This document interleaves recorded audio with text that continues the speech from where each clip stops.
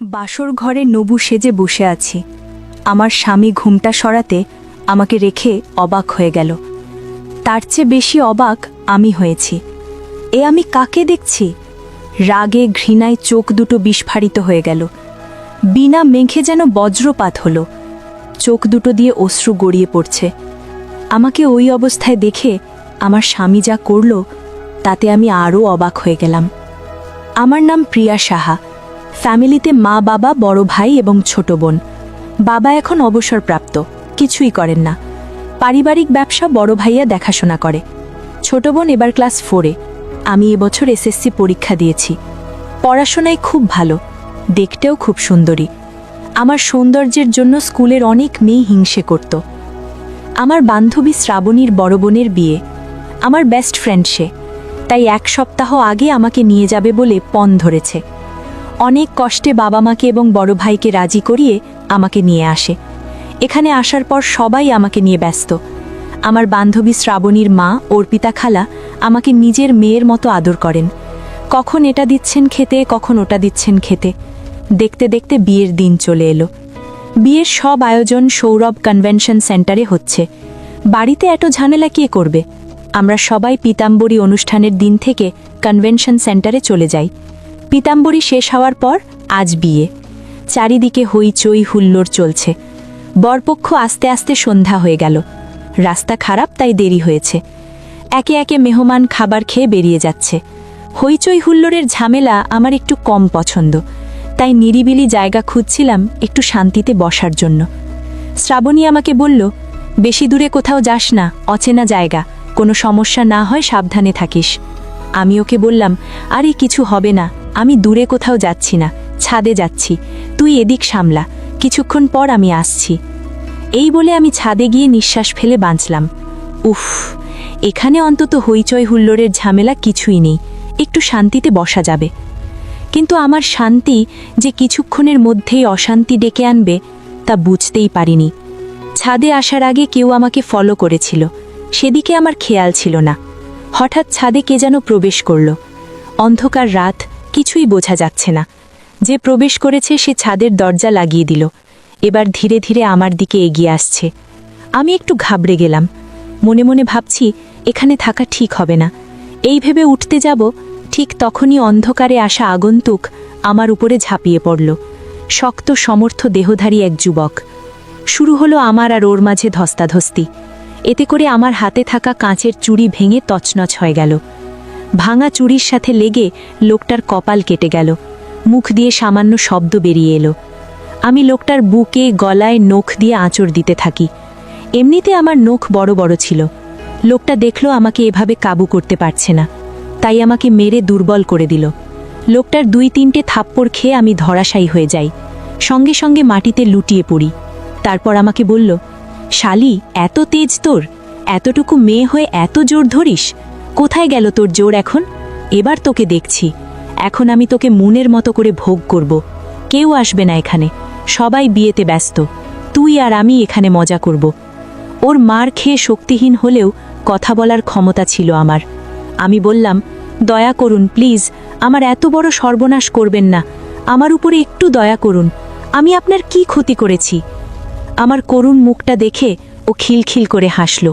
Pocket থেকে মোবাইলটা বের করে ফ্ল্যাশলাইট জ্বালিয়ে আমার মুখের উপরে ধরল। তখন আমার গালের কোষ থেকে রক্ত গড়িয়ে পড়েছে। ওর থাপ্পড়ে আমার ঠোঁট ফেটে গেছে। কাচের চুড়ি ভাঙার কারণে হাতের অনেক জায়গায় কেটে গেছে, সেখান থেকেও রক্ত পড়ছে। লাইটের আলোতে লোকটাকে আমি দেখলাম। যাকে এতক্ষণ লোক ভেবেছি, আসলে সে 18 বছরের যুবক। ওর চোখগুলো দেখে মনে হচ্ছে নেশা করেছে। কাচের চুড়ির সাথে লেগে কপাল অনেকটা কেটে গেছে, সেখান থেকেও এখনও টপটপ করে রক্ত পড়ছে। সেদিকে ওর কোনো হুঁশ নেই। গলায় বুকে আঁচড়গুলো রক্তাক্ত হয়ে আছে। আমি তখনও ওর সামনে হাত জোর করে আছি, কিন্তু না, আমাকে দেখে ওর একটুও দয়া হলো না। ঝাঁপিয়ে পড়ল আমার উপরে কুকুরের মতো। ব্যথা যন্ত্রণায় নিঃশ্বাস বন্ধ হয়ে আসছে। বাঁচাও বাঁচাও বলে চিৎকার করেও কোনো লাভ হলো না। বিয়ে বাড়ি, চারিদিকে হইচই।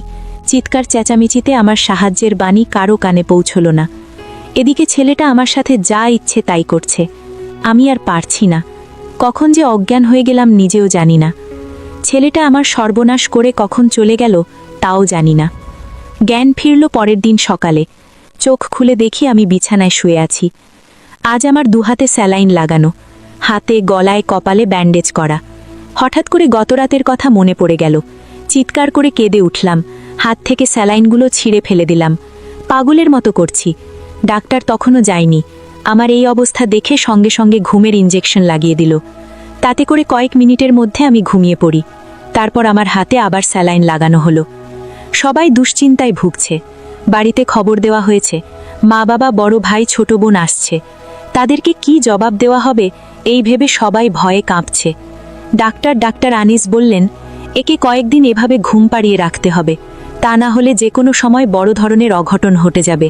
হয়তো রোগী নিজে নিজে আত্মহত্যা করবে, তা না হলে পাগল হয়ে যাওয়ার সম্ভাবনা আছে। ওর সাথে সবাই ভালো ব্যবহার করবেন, সব সময় ওর পাশে পাশে থাকবেন। কেউ বুঝতে পারল না কে আমার সাথে এমন করল, তবে আমি ওই মুখ কোনো দিনও ভুলতে পারবো না। আমি সুস্থ হতে প্রায় মাসখানেক লেগে গেল। শরীরের দিক থেকে সুস্থ হলেও মানসিকভাবে খুব ভেঙে পড়েছি। ভেবেছিলাম এসএসসির পর কলেজে ভর্তি হব, কিন্তু সেটা আর হলো না। সারাদিন ঘরের ভিতরে থেকে অতীত ভুলতে পারছি না। আমার মা মিতালি দেবী বাবাকে বললেন, প্রিয়াকে এভাবে দেখতে পারছি না আমি। আমার মেয়েটা কেমন হয়ে গেছে। আমি চাই ওর খালার বাড়িতে পাঠিয়ে দিতে। ওখানে পাহাড়ি এলাকা, ওর খালাতো বোনেরা আছে, সেখানে গেলে হয়তো সুস্থ হয়ে যাবে। সবাই এটা ভেবে খালাম্মার বাড়িতে পাঠিয়ে দিল। সেখানে গিয়েও আমি মনমরা হয়ে থাকি। দেখতে দেখতে 3 বছর কেটে গেল। আমার বয়স এখন 20। আগের থেকে নিজেকে একটু স্বাভাবিক করতে পেরেছি। এখানে আসার পর প্রায় সময় পাহাড়ে ঘুরতে যেতাম। একদিন একটা বয়স্ক লোক আমাদেরকে দেখে জিজ্ঞেস করল, তোমাদের বাড়ি কোথায়? আমার খালাতো বোন তিথি বলল, ওই তো বাজার পেরিয়ে আমাদের বাড়ির রূপসী গ্রাম। লোকটা বলল, তুমি কার মেয়ে? তিথি বলল, আমি জাহিদ শিকদারের মেয়ে।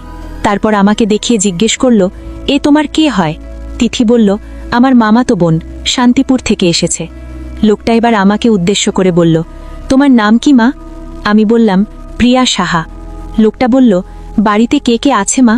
আমি বললাম, জি, বাবা অরুণ সাহা, মা মিতালি দেবী, বড় ভাই সুমন সাহা, এক ছোট বোন ইপসিতা সাহা। লোকটা বলল, বেশ, তোমার বড় ভাই কি করে?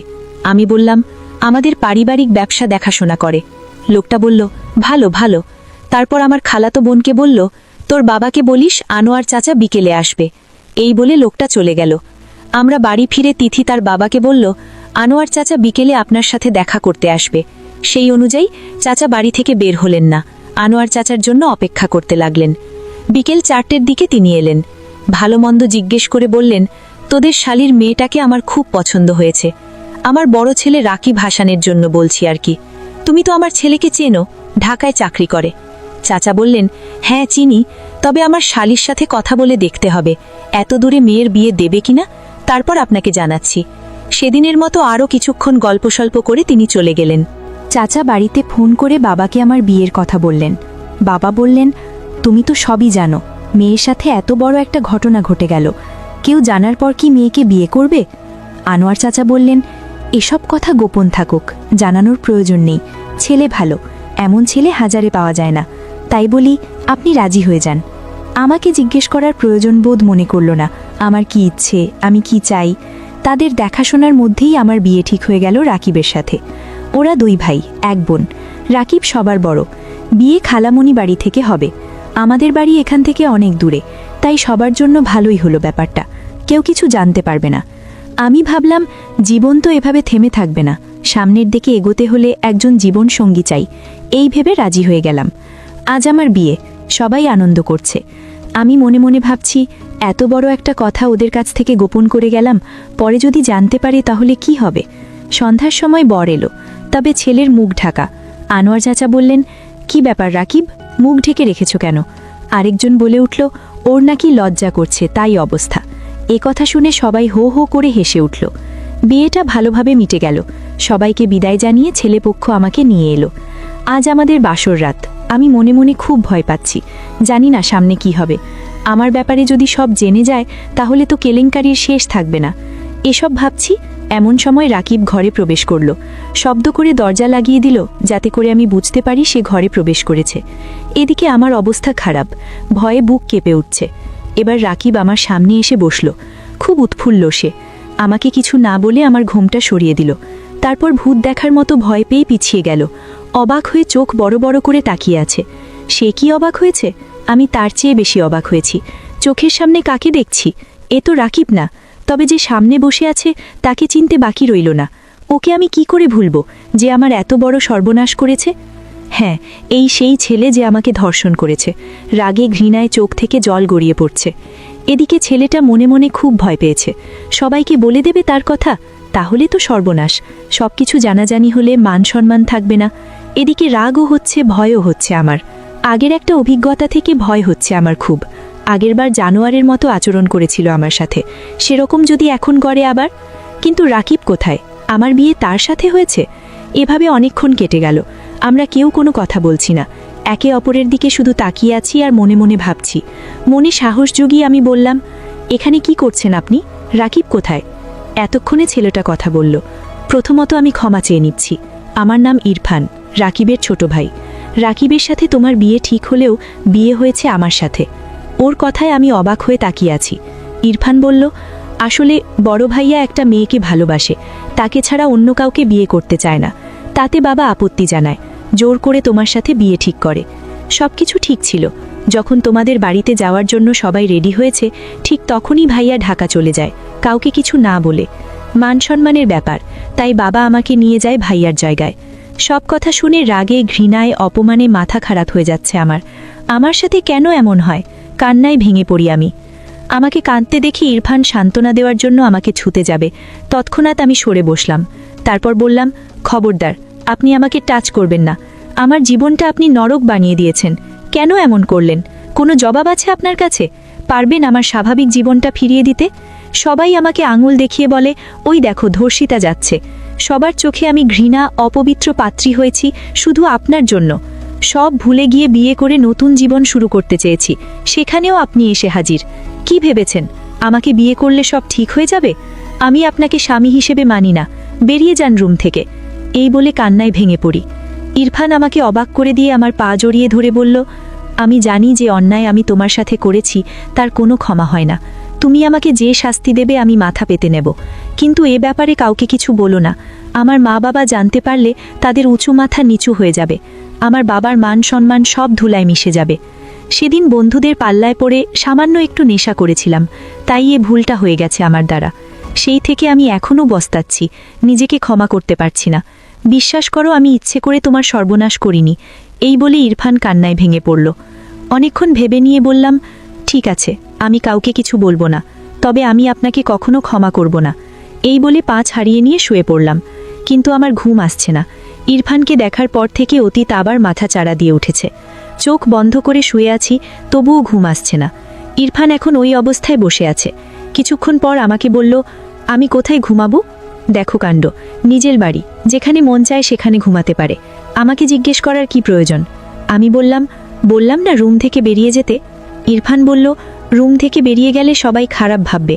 বলি কি আমি এখানে ঘুমাই? আমি বললাম, ঘুমাতে পারেন, তবে খাটে না, নিচে। আরেকটা কথা, ভুলেও আমাকে টাচ করার চেষ্টা করবেন না, কথাটা যেন মাথায় থাকে। আর কোনো প্রত্যুত্তর না করে নিচে একটা মাদুর পেতে শুয়ে পড়ল। কিন্তু কারো চোখে ঘুম নেই। ঘরের লাইট জ্বলছে। ইরফানের লাইটের আলোতে ঘুম আসে না। আমাকে বলছিলাম কি লাইটটা বন্ধ করে দেই? আমি বললাম, না, লাইট বন্ধ করে দিলে যদি রাতে আপনি আমাকে আবার কিছু করেন। আমার কথা শুনে ইরফান না হেসে পারল না। হাসি মুখে বলল, তোমাকে কিছু করব না, কথা দিচ্ছি। লাইটের আলোতে আমার ঘুম আসে না, তাই বলছিলাম লাইটটা বন্ধ করতে। তারপর আমি অনুমতি দিলাম। লাইট বন্ধ করে দুজনেই ঘুমিয়ে পড়লাম। পরের দিন ঘুম থেকে উঠে ফ্রেশ হয়ে বসে আছি। ইরফান ভোরে ওঠে। সে আমার আগে উঠে বাইরে গেছে, কারণ সে সকালে যোগব্যায়াম করে। দেখতে সুদর্শন, হ্যান্ডসাম, রং ফর্সা। সকাল 8টার দিকে রুমে প্রবেশ করে দেখে আমি বসে আছি। আমাকে গুড মর্নিং বলল, কিন্তু আমি কিছু বললাম না। তারপর সে ফ্রেশ হয়ে রেডি হয়ে আমাকে বলল, নাস্তা খেতে নিচে চলো। আমি বললাম, আমার ইচ্ছে করছে না। ইরফান বলল, আমার উপর রাগ করে তুমি আমাকে কষ্ট দিচ্ছ? আমি বললাম, আমি না খেলে আপনার কিসের কষ্ট? ইরফান আমার সামনে এসে মুখের সামনে মুখ রেখে বলল, স্ত্রী যদি না খায় তাহলে স্বামী কি করে খাবে? চলো, আমার জন্য হলেও খাবে। তুমি না খেলে আমিও খাবো না। তুমি কি চাও আমি না খেয়ে থাকি? আমি বললাম, আপনি খাবেন না খাবেন সেটা আপনার ব্যক্তিগত ব্যাপার, আমার সাথে আপনার ভাব নেই। ইরফান বলল, বুঝতে পেরেছি, তুমি না খেয়ে আমাকে কষ্ট দিতে চাইছো, তুমি না খেলে আমিও খাবো না। এই বলে ইরফান চলে গেল। কিছুক্ষণ পর আমার ননদ সুমাইয়া নাস্তা খেতে ডাকতে আসে। আমি খাবো না বলে সে চলে যায়। বোনকে জিজ্ঞেস করে আমি খেয়েছি কিনা। সকালে নাস্তা না করলেও দুপুরে কিন্তু আমি খেয়েছিলাম। ইরফান বোনের থেকে জানতে পারল। তারপর রুমে এসে আমাকে জিজ্ঞেস করলো, তুমি খেয়েছো? আমি বললাম, হ্যাঁ খেয়েছি।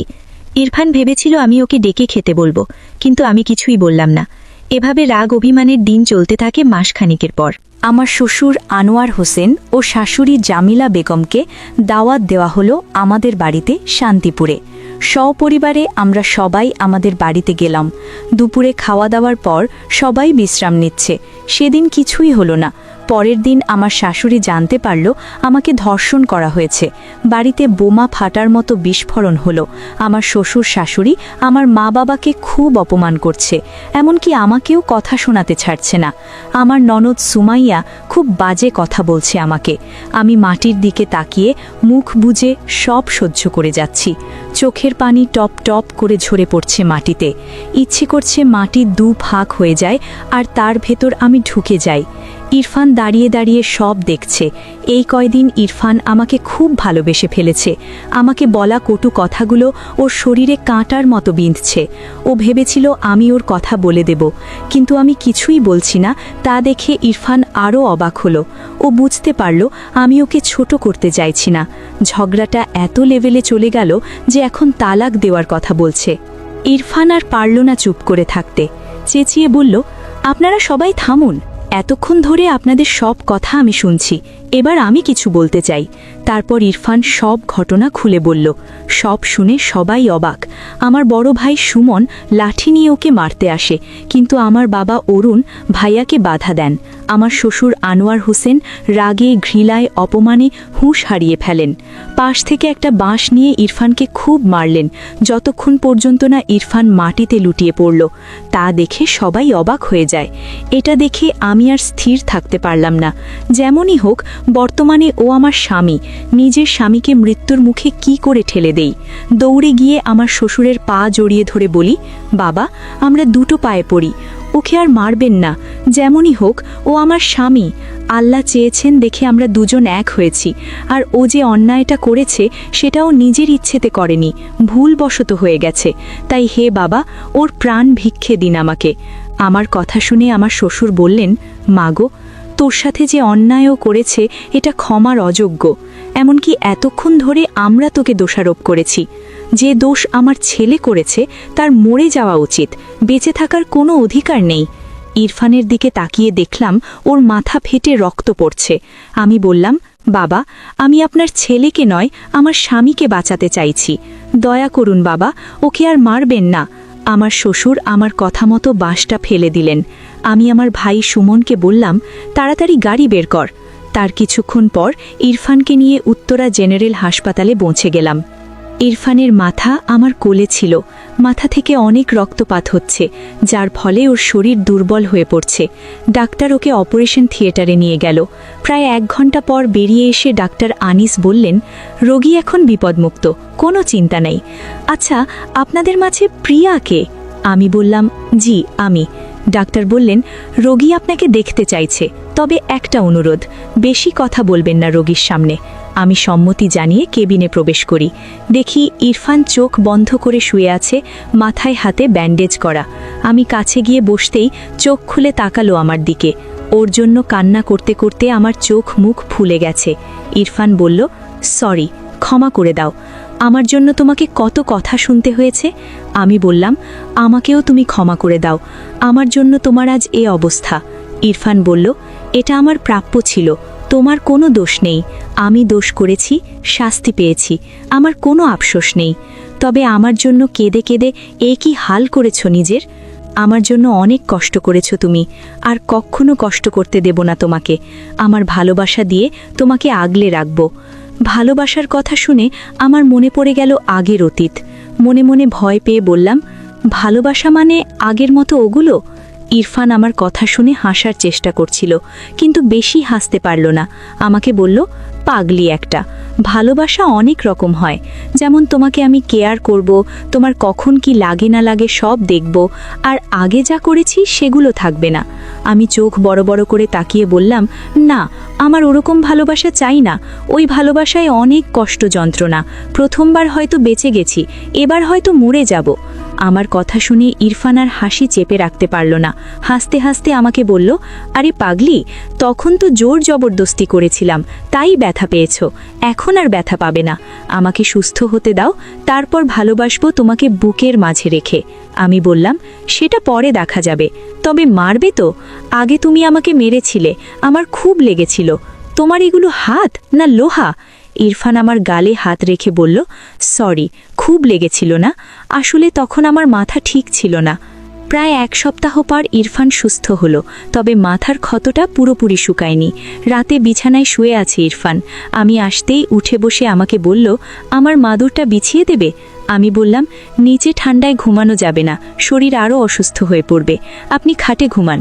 ইরফান বলল, তুমি কোথায় ঘুমাবে? আমি বললাম, কেন, খাটে ঘুমাবো। এটা শুনে ইরফান খুব খুশি হলো। দুজনে শুয়ে পড়লাম খাটে।